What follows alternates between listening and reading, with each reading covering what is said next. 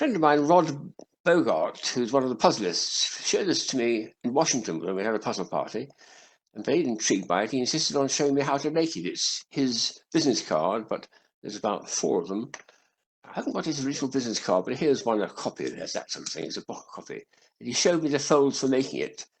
And I was so intrigued that I took it home and learned how to do it eventually, and made lots and lots of versions of it. Very quickly found that, in fact, it lends itself very well to playing cards, which is what my theme is. And for playing cards, you need an ordinary card slightly trimmed so it's been cut down.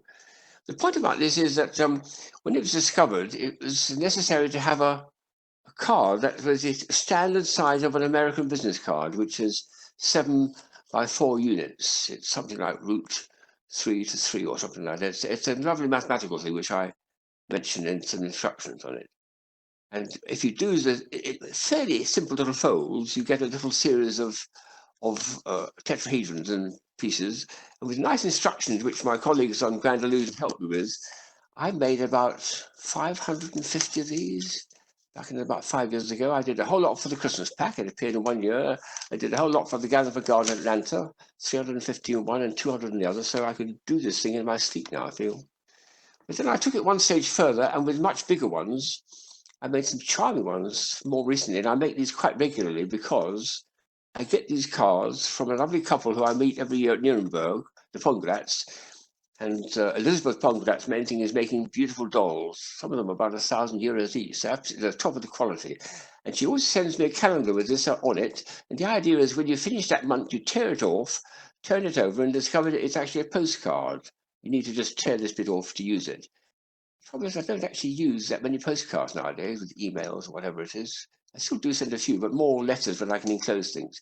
But when I cut it off and trimmed it down a little bit and made exactly the right size, which is this one here, that was one of her earlier cards, there's original things, and it's got these simple little folds, which makes this delightful little double pyramidal thing. It makes a little nestling of pyramids, 2 tetrahedrons in the middle and 2 open ones at the top. And when you then put them together in a very subtle way, that's what you get. So every 4 months, I've got another set of these to be made. I gave one to Elizabeth when I first did it. She was delighted with it at Nuremberg. And since then, they've been giving them away as little gifts to people since then.